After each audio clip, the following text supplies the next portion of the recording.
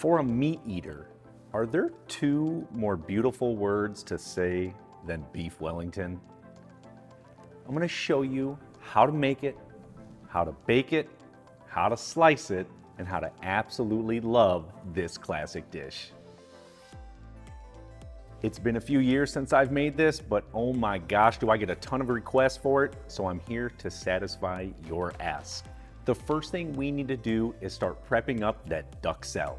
It all starts with some mushrooms, and I've got a few different kinds here. I've got some cremini mushrooms, some button mushrooms, and some oyster mushrooms. And just like in my filet mignon recipe video, be sure to use a damp towel to get off any excess dirt from your mushrooms. We're gonna transfer these right into a food processor. Next, we're gonna hit it with some shallots, some garlic cloves, pop the top on, and then what I like to do is pulse it. The size that you're looking for is going to be about the size of rice or a really small pea. If it goes a little further than that, do not stress out, you're gonna be just fine. You actually may need to go in there using a rubber spatula and move some things around, or if you want, you could hone them knife skills and you can chop this by hand on a cutting board. I just find that this is an easier, faster way to make this duxelle. And while we're talking about duxelle, comies, here's what it is. Finely chopped mushrooms cooked with shallots, a little bit of garlic, herbs. You're removing the moisture. This is used in a lot of classic cuisine, and it's obviously gonna be put in our beef Wellington. So transfer it over to your cooktop, and in a large pan, add in a bit of olive oil. On low heat, add in our duxelle, and we're gonna cook it. It's gonna take about 20 to 22 minutes. We're simply going to draw out the moisture. We wanna sweat these. We don't wanna brown, don't wanna caramelize them. Just a simple sweat. Be sure to move it around. You'll see sort of liquid bubbling out of the top. That's perfect. Again, we want to remove the mushroom moisture. And then at this point, we're going to deglaze with a little bit of white wine. It's going to cook and soak back into those mushrooms, but still make sure this mixture is nice and dry. So we're going to cook it for about 5 to 6 more minutes. We're going to season it with salt, pepper, and then hit it with some finely chopped parsley and fresh thyme. Mix it in. We're simply going back over to the countertop. I'm gonna set it to the side on a plate, let it kind of cool down to room temperature. This is perfect timing because now we can get started on our beef tenderloin. I've got a gorgeous 2-pound prime grade beef tenderloin roast. I'm going to season it very, very well on all sides with sea salt and fresh cracked black pepper. This is crucial to making sure your beef Wellington tastes delicious. Now, head back over to that cooktop along with that saute pan that you used for those mushrooms. It's about reutilizing a couple of these things. On the cooktop, add in some olive oil on medium-high heat. Once it begins to lightly smoke, remember that's that perfect sauteed temperature. Add in that beef tenderloin roast. You're looking at maybe 90 seconds per side. We just want a quick brown around the outside, sort of crisp up that beautiful edge there. Give it a flip a few times, even on the skinny side. Go ahead and go back over to your countertop, and you want to immediately brush it up with some mustard. You could use yellow mustard or Dijon if you would like a little kick. Now, comies, this one's for you again. When meat rests, what happens? All the juices soak back in. So while your beef tenderloin is sitting and resting, it's gonna soak in some of that mustard, make it really, really tasty. A little trick there for you, I knew you'd dig that. Now, while it's setting to the side along with our duxelle, we are gonna roll out some puff pastry. Now, if you remember, I made this recipe in my peach tart.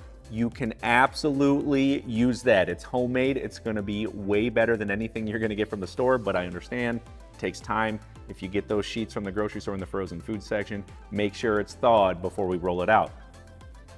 Once it's about 18 inches in length by about 12 inches wide, this is perfect size. Now go ahead and place on a few slices of ham de Parma.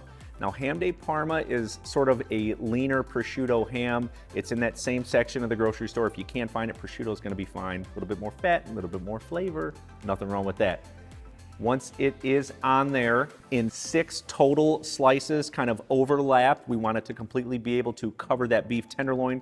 We're gonna add on our duxelle and spread it around, completely covering the top of the prosciutto ham. Make sure it is this, because this is what's wrapping around that beef tenderloin. Now that it's to this point, add on your mustard crusted roasted beef tenderloin right on top of the duxelle. Then using the puff pastry to sort of lift up the edge of the prosciutto to get it going, simply start rolling the beef tenderloin in the prosciutto, not the puff pastry just yet. We want to make sure it's nice and crusted first before we roll up in the puff pastry. Once it is rolled, simply pull it back on the puff pastry, and now we roll, my friends. Make sure this thing is super, super tight. So roll it all the way to the end, and be sure to pinch that bottom piece together. We need this to be airtight so that it bakes perfectly in the center. No air pockets, no nothing. And then obviously there's some excess on the edges. Go ahead and slice those off a good amount, maybe leave about 1 inch or so, and then fold those edges together, or you can twist it, whatever you need to do to make sure this thing, again, is airtight. Smooth it all out. It looks fantastic. We're transferring it to a sheet tray lined with parchment paper. Absolutely gorgeous. Hit it in the refrigerator for about 20 minutes. Let that puff pastry cool down just a bit. But in the meantime, we're gonna make a little egg wash, which is gonna help brown up that puff pastry on the top, my friends. So with some egg yolks into a bowl, we're gonna hit it with a little bit of milk and then simply whisk this together using a whisk, using a fork, whatever you got lying around, just until combined. Set it to the side and go hang out until it's time to pull out this beef tenderloin. Once our pre-cooked beef Wellington is done chilling in the refrigerator, pull it out. Again, looks beautiful. Brush it on all sides with that egg wash. Get on every crack and crevice of this thing because it's gonna help brown it up that much more. And then this next part is totally up to you. You can bake it as is. You can make little flutes. You can score it with a knife, which is what I'll do. I mean, I'm just sort of running lines down each side of the beef Wellington, and really it's just for looks. It's not gonna necessarily stand out any better or taste any different, but just a little something to add to this beef Wellington, and you can have some fun here. Use the back side of the knife, like I said. If you use the front side, you're gonna cut it. You're gonna lose that air tightness you got in this beef Wellington. Now, into the oven on 425 degrees. It's going to take about 18 to 22 minutes, depending on how you like your beef tenderloin to be cooked. I'm a medium rare type of person, so it's gonna be perfect for me. Take it out, absolutely gorgeous, that beautiful golden brown that you want, that I was talking about. Man, does this look fantastic.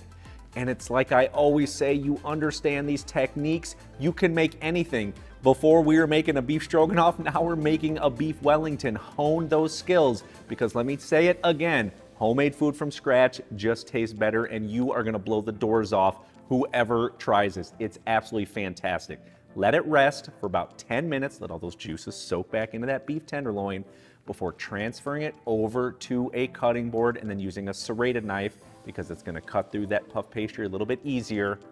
Slice through the middle, and boom, a beautiful medium rare beef tenderloin beef Wellington. Serve this up to friends or to family, or especially over the holidays, or just entertaining an awesome classic recipe I know they will love. And if you love this one, serve it up with my au gratin potatoes, because it will be amazing, and I'll see you on that video.